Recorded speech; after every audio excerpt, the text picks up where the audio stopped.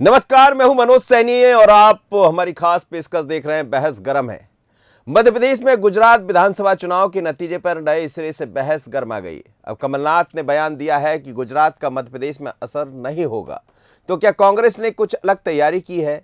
क्या यहां मोदी मैजिक उतना असरदार नहीं रहेगा? इधर बीजेपी का दावा है कि मोदी मैजिक भी चलेगा और विकास का मुद्दा भी चलेगा, क्योंकि भारतीय जनता पार्टी मध्य प्रदेश का संगठन तो वो संगठन है जिसे आदर्श माना जाता है।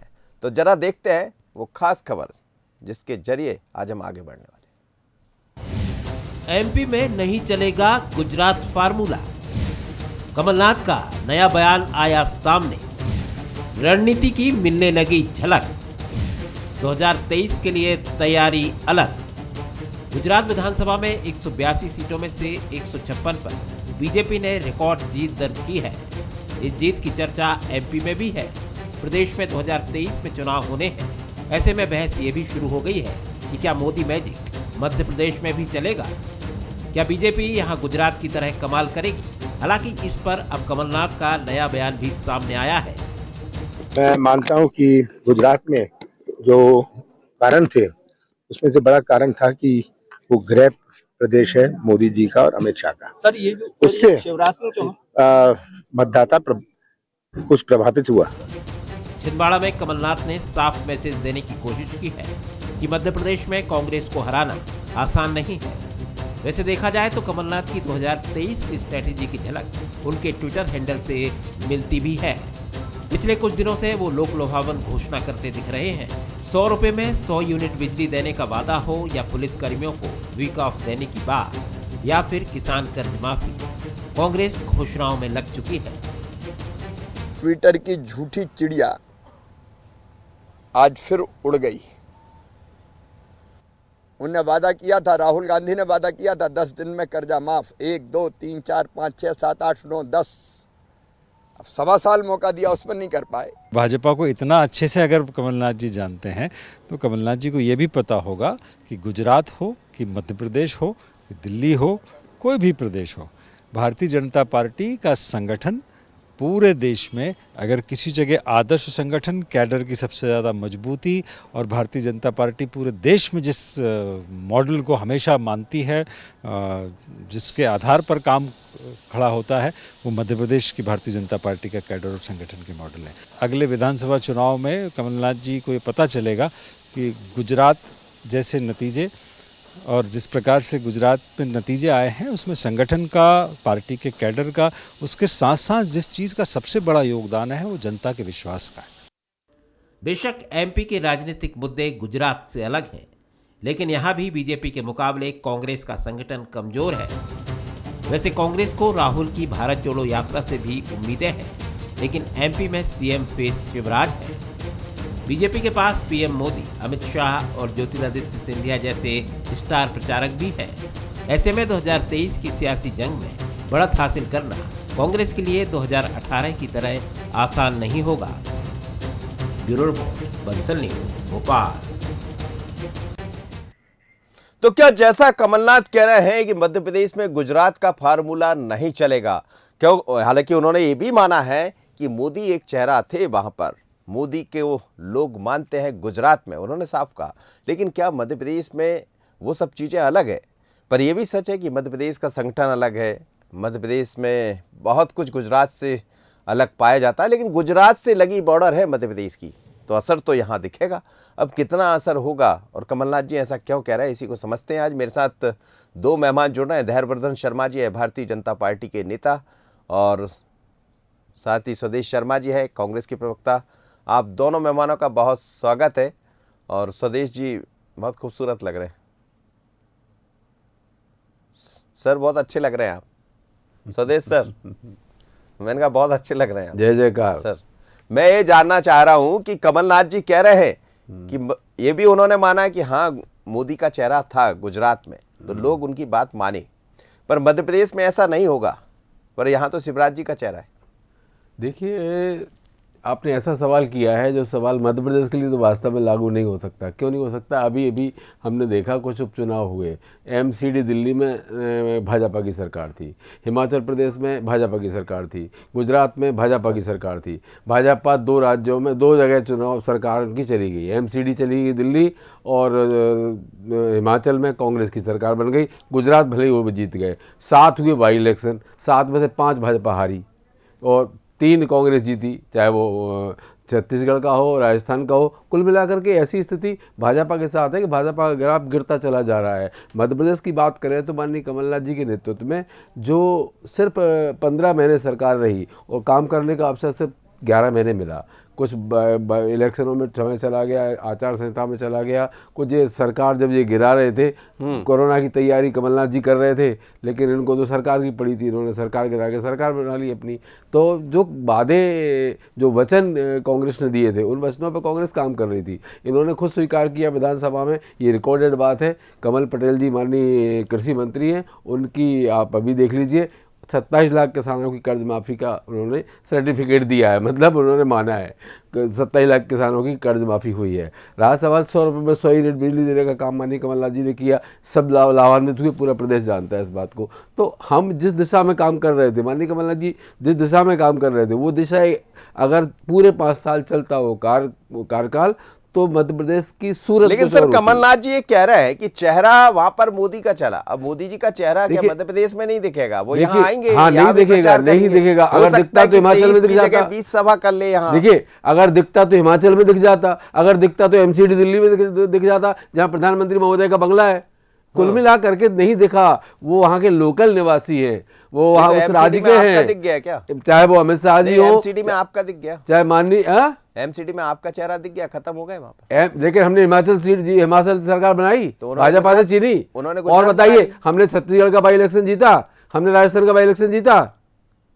भाजपा कितने आ रही, ये जोड़िए ना आप। भाजपा की 3 सरकारें थी, एमसीडी दिल्ली चली गई, भले ही वो दूसरी पार्टी को गई है। एक कांग्रेस ने सरकार बना ली हिमाचल में, अकेले गुजरात को इनने अपनी सरकार बरकरार रखा, वो भी इनका गृह नगर था इसलिए, गृह राज्य था इसलिए। और 2 नेताओं का, 2 ही नेता है भाजपा में, अमित शाह जी और माननीय मोदी जी। दोनों नेता यहाँ आ गए तो फिर यहाँ के क्या करेंगे आप? यहाँ की जनता का तो हाल आपने देखा है, चाहे कोरोना का दौर हो, चाहे आज का दौर हो। आज ही देखो तो संविदा कर्मी हड़ताल पर बैठे हैं।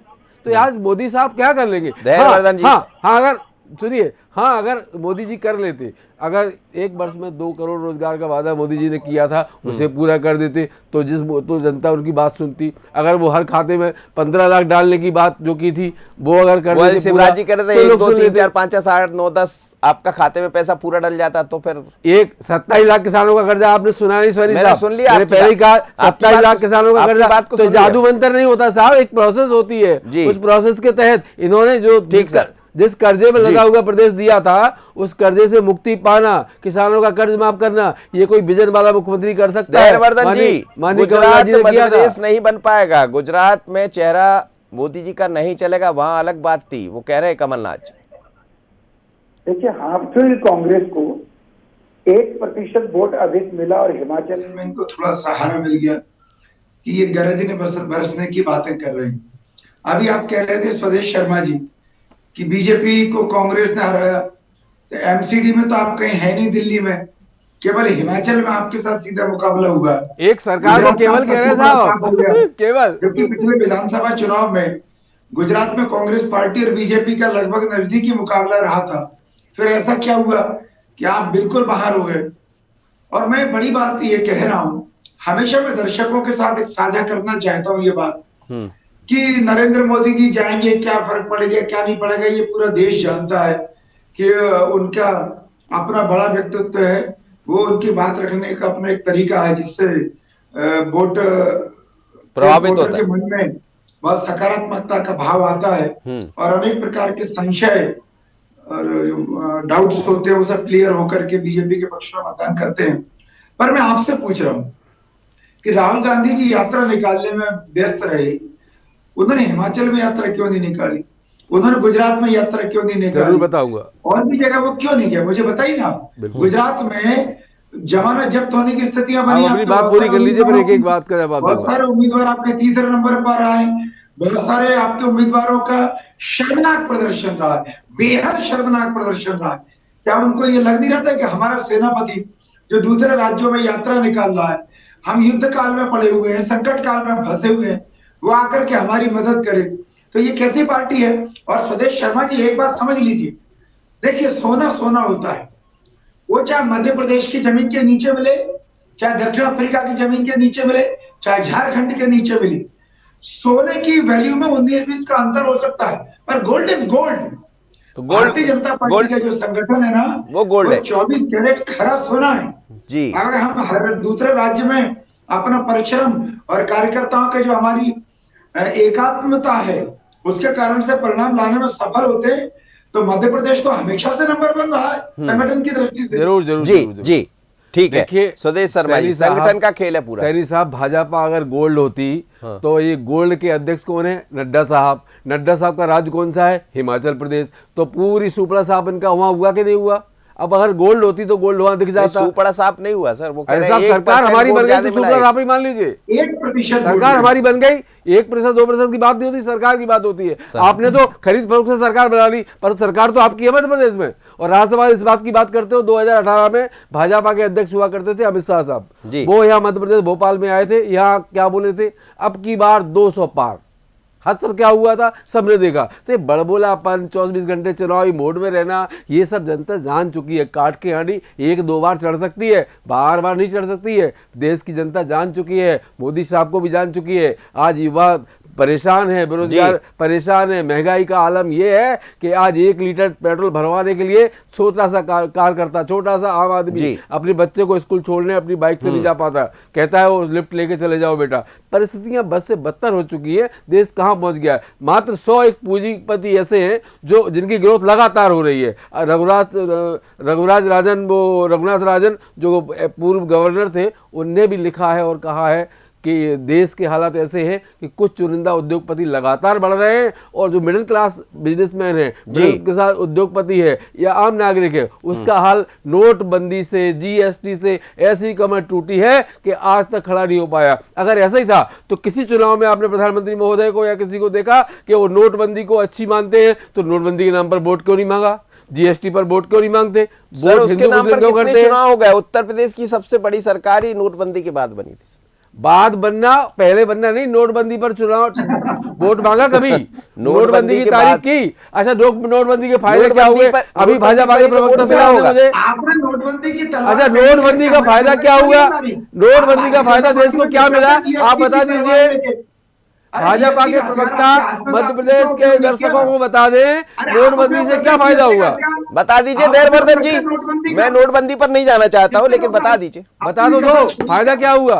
अरे आपने कोई कसर छोड़ी क्या नोटबंदी को लेके, जीएसटी को लेके? देखिए मैं क्या फायदा हुआ बताओ ना, जनता जानना चाहेगी इससे फायदा क्या हुआ? सरकार हमारी बनी ना, ये फायदा हुआ। हाँ, तो आप स्वार्थी हो, ये देश जान चुका है। कुर्सी के लालची हो, आपको सिर्फ कुर्सी चाहिए। देश जान रहा था कि इससे कुछ नहीं हुआ, आप लोग बता नहीं पाए। उन हथकंडों से, हथकंडों की आप लोग बता नहीं पाए, बार नहीं चढ़ती, आप लोग एक बार या 2 बार चढ़ चुकी है, अब मुश्किल है। अब तो मोदी जी सर वो गुजरात में 7 बार चढ़ गए। वो बोलते हैं ना सर, मेरा क्या है, फकीर हूँ, थैला उठाऊंगा चल दूंगा, वही स्थिति आने वाली है। गुजरात में 7 बार चढ़ गए सर, 7वीं बार। गुजरात क्यों चिल्ला रहे हैं आप? मध्य प्रदेश में क्योंकि क्या हुआ? कमलनाथ जी ने बात गुजरात की है, कमलनाथ जी ने बात गुजरात, इसलिए कि वो वहां के निवासी है। दोनों नेता हो, दोनों ही भाजपा है। ये समझ लो, भाजपा में नड्डा साहब कुछ है, सिर्फ नाम के अध्यक्ष हैं, डमी अध्यक्ष हैं। जो फैसले लेते हैं माननीय मोदी जी लेते हैं या अमित शाह जी लेते हैं। मैं जवाब मैं दयावर्धन जी, सवाल यही है कि मोदी का चेहरा गुजरात में था, अमित शाह का चेहरा गुजरात में था, और ऐसा अमित शाह जी ने कहा कि मध्य प्रदेश में भी वो चेहरा दिखाई देगा, और वैसे भी हम देख रहे हैं जहां जहां चुनाव होते हैं। लेकिन निश्चित रूप से गुजरात और मध्य प्रदेश की फिजा में बहुत फर्क है। गुजरात एक अलग है, वहाँ गुजराती मानुस भी चलता है, गुजरात की बात गुजराती करते हैं, यहाँ ढेर सारी जाति समाज सब है, तो ये उतना असर यहाँ नहीं दिखाई देगा। तो फिर रणनीति कुछ और होगी। गुजरात अलग हो सकता है, पर गुजरात में तो पाटीदार भी 2 प्रकार के, कड़ुआ और लेहुआ। तो ये विभाजन जातिगत सब राज्यों में होता है, वो कोई खास बात नहीं है। मैं तो स्वदेश शर्मा जी का ध्यान आकर्षण केवल इस बात पर कर रहा हूं कि हमारी पार्टी के एक सिक्के के 2 पहलू हैं। एक राज्य सरकार और एक केंद्र सरकार। हमारी अगर केंद्र सरकार ठीक काम नहीं करेगी तो राज्य सरकार के चुनाव में आप उसको भी इश्यू बनाएंगे, और हमारी राज्य सरकार अच्छा काम नहीं करेगी तो आप राज्य सरकार को इश्यू बनाएंगे। पर दोनों अगर अच्छा काम कर रही है डबल तो इंजन। दोनों एक दूसरे के सहायक बन जाएंगे, 1 पर 11 बन जाएंगे। नहीं, मेरी पूरी बात सुन लीजिए, सुना दीजिए, उसी का लाभ हमें मिलता है। सुनाइए सुनाइए। शिवराज सिंह जी की सरकार, भारतीय जनता पार्टी की मध्य प्रदेश की सरकार कुछ अच्छे काम करती है तो वह केंद्र सरकार भी कुछ और बहुत अच्छे काम करती है। जब दोनों की पिक्चर मस्तिष्क में मतदाता के पहुंचती है तो उसको लगता है कि यार ये निश्चित तौर पे ईमानदारी के साथ जनसेवा करना चाहते हैं, ये सच में अंत्योदय के लिए काम कर रहे हैं, ये सच में गरीब को ऊपर उठाना चाहते हैं, इसलिए आपके लाभ कोसरे के बाद भी वोट मिल रहा है। अब आज की डिबेट का जो विषय प्रारंभ होता है उसकी जड़ में एक्चुअल विषय है संगठन का स्वरूप और कार्य पद्धति। अब देखिए, मुझे एक तो मित्रों ने बताया कि अभी राहुल गांधी जी की यात्रा निकल रही थी तो कांग्रेस के तमाम सेकंड लाइन के लीडर और नवोदित के नेता और तमाम लोग जैसे स्वदेश शर्मा जी वगैरह, बहुत सारे, एक 200-500 लोगों की ऐसी फौज है कांग्रेस की ये जो मोर्चा ले रही है, जो भविष्य की कांग्रेस है, जो अपना जीवन खपाए बैठी है। इन सबको उम्मीद थी कि राहुल गांधी जी के साथ बहुत आत्मीयतापूर्ण संवाद करने का अवसर मिलेगा, पर एक फोटो के अलावा इनको अवसर नहीं दिया। उसमें मैं राहुल गांधी जी की गलती नहीं बता रहा हूँ, मध्य प्रदेश के तमाम ऐसे नेता जो जनता की नजर में खलनायक है, पार्टी की नजर में भी वो वानप्रस्थ में भेजे जाने योग्य बुढ़ापे के और अग्रसर नेता है, उन्होंने राहुल गांधी जी को छोड़ा ही नहीं। वो जो पहले दिन से रहे वो इसमें ही फक्र करते थे कि दूसरे दिन भी हम ही दिखें। ये संवाद इस पर नजर डाल लीजिए, ये संवाद मैं कर रहा हूँ राहुल जी से, ये नजर डालिए और सुनिए। देखिए अब आप, ये संवाद मैं कर रहा हूँ, ये ढकोसलापन छोड़िए प्रवक्ता जी। खुद राहुल शर्मा जी, आपके लॉटरी लग गई होगी आपकी बात। अब ये लॉटरी कहने लगे आप। अरे मिलियन लोग हो चुके हैं जिनसे राहुल गांधी रूबरू नहीं हुए, बातें की, उनसे मिले, हर कल्चर को जाना, और इसी भारत जोड़ो यात्रा से घबराए हुए हो। आज विषय भारत जोड़ो यात्रा नहीं था, लेकिन भाजपा के प्रवक्ता को इस पर बोलना पड़ा क्योंकि सबसे ज्यादा आपको सिरदर्द हो रहा है। तो भारत जोड़ो यात्रा का डंका पूरे विश्व में बज रहा है, विदेशों में भारत जोड़ो यात्रा को समर्थन मिल रहा है। धैर्यवर्धन जी आप देख लीजिए, सुन लीजिए, धैर्यवर्धन जी बोलिए। ये कोई छोटा मोटा साहस नहीं है। ये आप भारतीय जनता पार्टी में अगर कोई एक भी व्यक्ति नेता ऐसा बता दो, चाहे वो फर्जी 56 इंची हो, कोई भी एक बता दो जो इतनी बड़ी पदयात्रा करने का संकल्प ले ले और चल पड़े, तो मैं राजनीति करना छोड़ दूंगा। आप रथ यात्रा कर सकते हो, आप एसी के वाहन की यात्रा कर सकते हो, आप प्लेन की यात्रा कर सकते हो, लेकिन पद यात्रा नहीं कर सकते। सर हम चुनावी यात्रा की बात कर रहे हैं, धैर्यवर्धन जी कुछ बोल रहे हैं आप?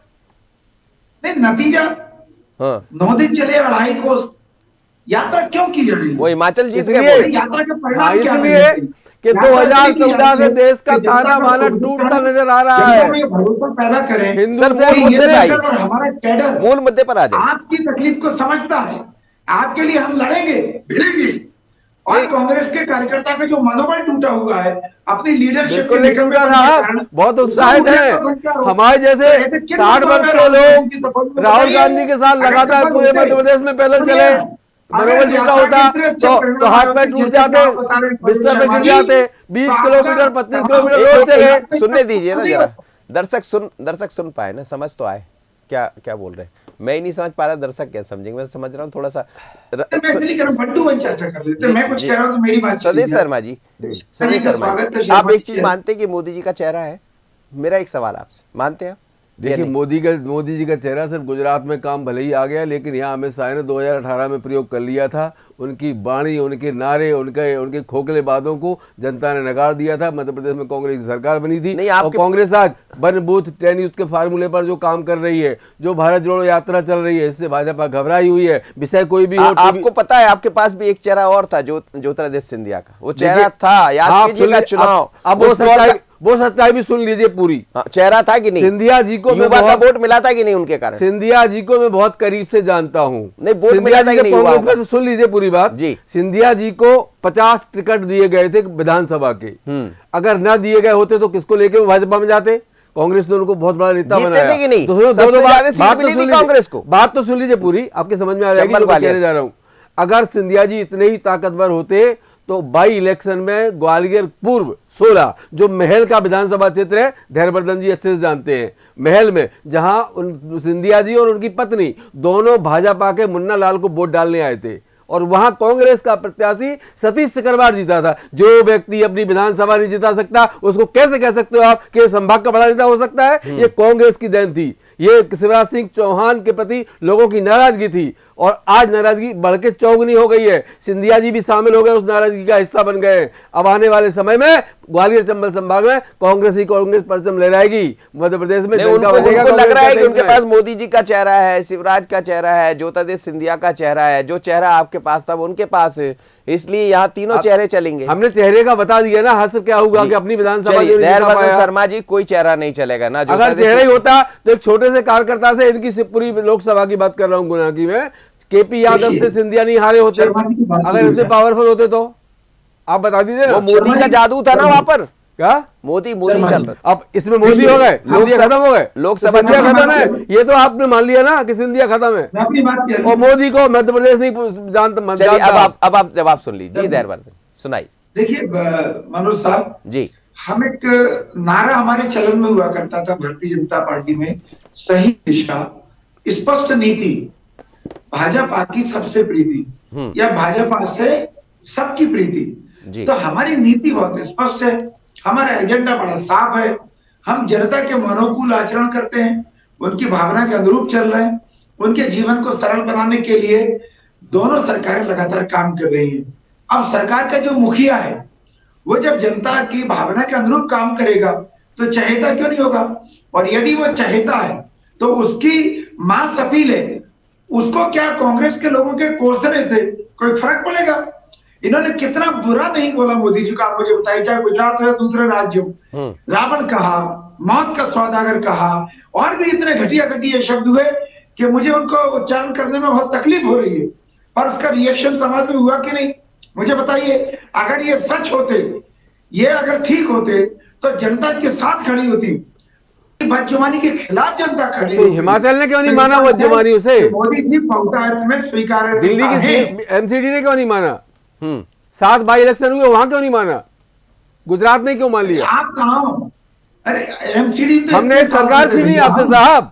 अरे कितने साल से थे एमसीडी में हम, और हमने बाई इलेक्शन जीते आपसे ज्यादा। नहीं, एमसीडी आप कहाँ जीते? एमसीडी तो आप जीते, वहां भी निकल गए। बाई इलेक्शन हम जीते ना ज्यादा। सर वो आपने आपकी जगह बना ली, आपको छोड़ दिया। आप मेरी बात सुन लीजिए, आपको जगह मिल क्यों रही है, ये भी एक सोचनीय प्रश्न है। चलिए, दरअसल कांग्रेस, चलिए ठीक है, मैं समझ गया सर कि मोदी का असल कांग्रेस ये मानकर चल रही है। ये भी पैदा हो रहा जी, ये वो बेल है जी, जी। जो दूसरे के तने पर बढ़ती है। आम आदमी पार्टी कांग्रेस के तने पर बढ़ रही है।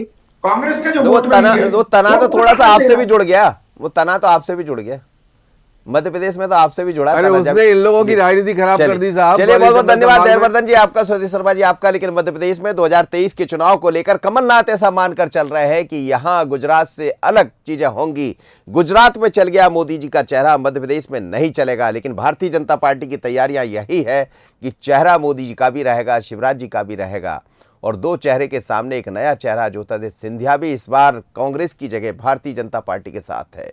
तो क्या कमलनाथ जी जो कह रहे हैं उस पर एक अलग रणनीति के साथ आगे बढ़ने की तैयारी है या कुछ और यदि ऐसा होगा तो बहस गर्म रहेगी, गर्म बनी रहेगी। मुझे दीजिए इजाजत, खबरों के लिए देखते रहिए बंसल न्यूज। नमस्कार।